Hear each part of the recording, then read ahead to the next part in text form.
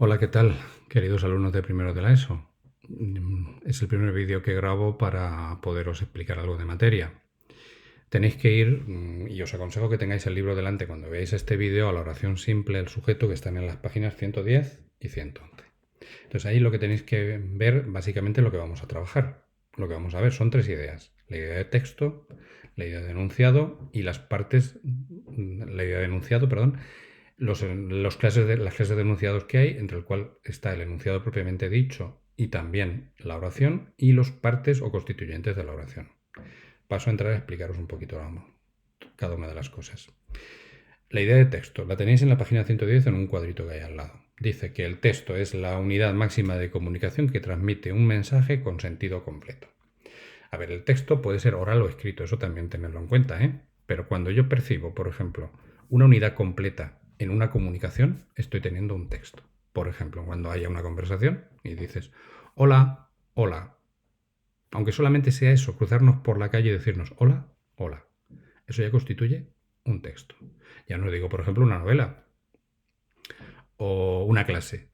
Todos lo percibimos. O una película o un vídeo de YouTube completo. Eso constituye un texto, constituye una unidad. Y es lo máximo con lo que comunicamos. Ahora bien, esas unidades máximas de comunicación se componen de otras más pequeñas, que son los enunciados, que son unidades mínimas de comunicación. Para que os hagáis una idea más clara, son los mensajes que transmitimos. Por ejemplo, cuando yo digo, Antonio viene a casa, es un simple enunciado. Como veis, tiene un principio y un final. Eso es un enunciado. Y yo puedo decir también, Antonio viene a casa, punto. Y puedo decir después, mi gato está bien. Ahí tenemos dos enunciados totalmente distintos. Vale, que lo entendáis, ¿eh? Es tan sencillo como eso. Es un mensaje que se transmite. Esos mensajes constituyen textos, cuando lo vemos como una unidad completa. Un mensaje solo puede ser un texto, pero normalmente en nuestra comunicación los textos se componen de una gran variedad de mensajes, incluso de muchísimos mensajes, como por ejemplo, imaginad un libro gordo. Tiene muchísimos mensajes, muchísimos enunciados. Eso constituye un texto. Y es una unidad completa de comunicación porque transmite un sentido completo. Yo hasta que no me leo una novela completa, pues no sé realmente, hasta que no me leo esa novela, el sentido completo que tiene. ¿Vale? Bien, vamos a pasar un poquito ahora a lo que es el texto propiamente dicho. Nos dice lo siguiente. El enunciado es la unidad mínima de comunicación y está formado por una palabra, un grupo de palabras o una oración que tiene sentido completo en un contexto determinado. O sea, el enunciado es unidad mínima de comunicación. Hasta que no llegamos ahí, no hay comunicación. Una palabra sola no es comunicación. Un sonido solo no es comunicación. Tiene que constituirse el enunciado. Para constituirse el enunciado, tenemos que ver que haya un sentido completo en ese mismo mensaje.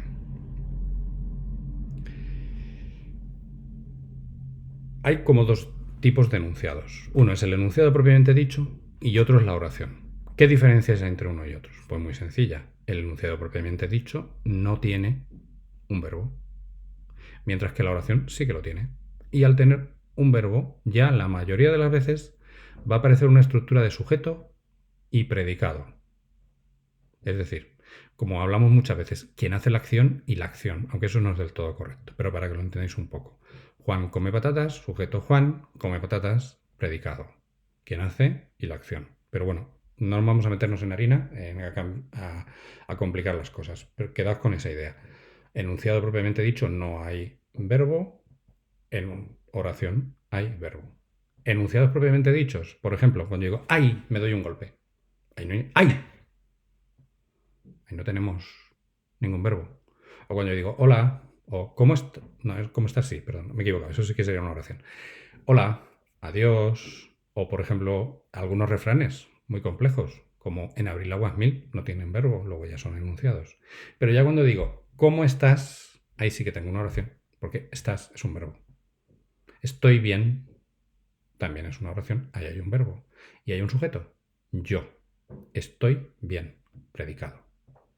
Luego tenemos un cuadrito donde nos aparecen las clases de enunciados según la intención del emisor. ¿Eso qué quiere decir? Porque cuando yo Emito un enunciado, quiero conseguir en el receptor, en quien recibe el mensaje, algo. Cuando yo emito un enunciado enunciativo, simplemente transmito información objetiva. Cuando yo digo, estoy delante del ordenador, es una realidad, me estáis viendo. Puedo decir, también conseguir, por medio de una pregunta, la respuesta de otra persona. ¿Cómo estás? Y el otro responde, estoy bien. Eso lo hacemos con enunciados interrogativos. Preguntamos algo que no sabemos y obtenemos una respuesta. Tenemos también enunciados exclamativos. Los enunciados exclamativos son cuando yo quiero enfatizar algo, cuando yo quiero transmitir un sentimiento, cuando yo quiero transmitir una emoción. Digo, quiero que se acabe el confinamiento y quiero volver al instituto. Quiero eso. En mi tiempo estoy expresando un deseo, sí, pero lo hago con mucho énfasis. ¿Quiero volver al instituto? Quiero volver al instituto, de verdad, porque os echo de menos. Desiderativos. Cuando yo empleo un deseo. Ojalá te vaya bien. Es un deseo. Quiero comer pizza. Es un deseo. Quiero ir al cine. Y ahora que no puedo. Quiero ir al cine. Dubitativos.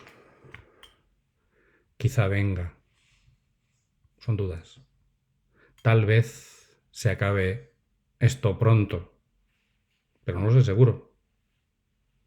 Y luego, imperativos, órdenes. Cuando dice tu madre, nene, ven. A mí mi madre, que vive conmigo, me sigue tratando como vosotros, ¿eh? Me dice, haz el favor de venir a comer. ¿Qué estás haciendo con el ordenador? Y me interrumpe los vídeos, que ya me lo he hecho en la vez anterior, ¿eh? Lo he tenido que grabar por segunda vez esto. De pronto entra por detrás y me interrumpe. Pero me dice, ¿qué estás haciendo con el ordenador? Ya estás jugando. Digo, no, mamá, estoy trabajando. ¿Eso es trabajar? Pues sí, es trabajar. Vale. Nos pasamos a lo siguiente. Oración simple y constituyentes. Los constituyentes de una oración simple son dos. Sujeto y predicado. El sujeto siempre es un grupo o sintagma nominal, es decir, un sustantivo, un pronombre y otras veces puede ser incluso otra cosa, como un infinitivo y tal, pero no os voy a complicar la vida. Sustantivo y pronombre. Juan come patatas, Juan es un sustantivo. Él come patatas, él es un pronombre. Siempre son esos. Siempre sintagmas nominales. El núcleo del sujeto, tenga una palabra o tenga varias, va a ser el sustantivo. La casa de mi madre es grande. La casa de mi madre. Casa, núcleo, casa, sustantivo. El predicado está formado con un verbo. Es un grupo o sintagma verbal siempre. Eso siempre tenerlo en cuenta. Siempre vamos a tener un verbo conjugado en una persona en un tiempo determinado. Siempre lo vamos a tener. En siguiente lugar os quiero explicar una cosa. ¿Cómo distingo yo el sujeto del predicado? Pues muy fácilmente. Durante mucho tiempo se nos ha dicho, haciendo la pregunta ¿quién? Bueno, eso puede valer para una persona, incluso para un animal. Juan viene a casa. ¿Quién viene a casa? Juan, vale. Pero para otras cosas no nos sirve, para objetos inanimados no nos sirve. Entonces, ¿cómo lo distingo? Pues haciendo el siguiente procedimiento. Me fijo en el verbo de la oración. Que está en singular, lo paso a plural. Que está en plural, lo paso a singular. Y entonces me va a quedar una parte descuadrada. Una parte que no pega. Que no suena bien, que está mal. Eso es el sujeto. Si yo digo Juan come patatas, come, ¿en qué está? ¿En singular o en plural? En singular. Pero lo cambio a plural y digo Juan comen patatas. Comen patatas, queda perfecto. Yo puedo decir comen patatas. Pero Juan comen patatas, no. Sería Juan y Pepe comen patatas, sí. Eso que me queda descuadrado, al cambiar de singular a plural, es el sujeto. Y lo mismo pasa cuando lo hago de plural a singular. Juan y Luis comen patatas. Juan comen patatas. ¿No lo veis? Ya no eso. Esa es la forma de distinguirlo. Porque la otra te puede valer para una persona, te puede valer para un animal, pero otras veces te va a complicar la vida y no vas a ver igual cuál es el sujeto. Pues bien, tenemos entonces una serie de ejercicios. Mirad, fijaos. Página 110. Leer el texto de Julio Cortázar y explicar por qué el diario se convierte en un montón de hojas impresas y por qué las hojas vuelven a convertirse en un diario. Leed el texto e entendedlo. Si alguna palabra no la comprendéis, buscadla. Bien, separa todos los enunciados que componen el texto. Los enunciados tienen una parte que empieza y otra parte que termina. Lo he dicho al principio del vídeo. Tercera, el enunciado un señor toma el tranvía es enunciativo. Transfórmalo en los otros modos. Es decir, en interrogativo, en exclamativo, desiderativo, dubitativo e imperativo. Si tenéis que añadir alguna palabra o cambiar alguna, no pasa nada, pero que adquiera, que tenga este mismo sentido. Que sea la misma frase explicada de modo interrogativo, exclamativo, desiderativo, dubitativo o imperativo. Si hay que añadir alguna palabra o cambiar algo, no pasa nada, siempre que se conserve el sentido de la misma frase. El 4. Imagina la situación, el contexto en el que se dicen estas enunciados. Por ejemplo, el qué, cuando no entiendo algo. Cuando alguien me dice algo y no lo entiendo, digo ¿qué? Pues lo mismo hacerlo con lo demás. Abierto. Cuando yo voy a cierto sitio, puedo ver un cartelito que pone abierto. ¿En qué sentido? ¿En qué contextos? La actividad 5. Lee los titulares de noticias y convierte en oraciones aquellos enunciados que no lo sean. ¿Qué cambio has obtenido al introducir? ¿Dónde está esto? Aquí, al lado. Revanchas pendientes, Curiosity halla los primeros indicios de agua líquida en Marte, son titulares de periódico. Es decir, la primera parte, que eso ya lo vimos, en la cual en un periódico ponemos como el título. Bien. Después, en cada uno de los 8 grupos que hay aquí, grupos nominales y verbales, clasificarlos en una lista. Los grupos nominales en un lado y los grupos verbales en el otro. Hacéis una tabla y lo vais copiando según sean nominales o según sean verbales. Recordad que hay unos criterios. Y luego, el 7. Une los grupos nominales con los grupos verbales de la actividad anterior, o sea que haces oraciones completas, formando oraciones completas. Cogéis uno u otro y lo vais mezclando. Tienen que saliros 4 oraciones, 4. Y el texto 8 es volver a leer el texto de Julio Cortázar y localizar una oración simple. No voy a explicar lo que es porque si no lo digo ya. Bueno, con eso termino. Que tengáis todos un buen día, que estudiéis y a ver si nos vemos otra vez pronto. Y por favor, no salgáis de casa porque mucha gente puede sufrir mucho por el hecho de estar unos en contacto con otros. Tenemos que estar separados unos de otros. La situación lo exige y ojalá podamos volver otra vez a la vida normal, al instituto, y yo puedo volver a vuestras clases y a deciros, nena, Julia, cállate, o Mateo, por favor, silencio, o deja el móvil.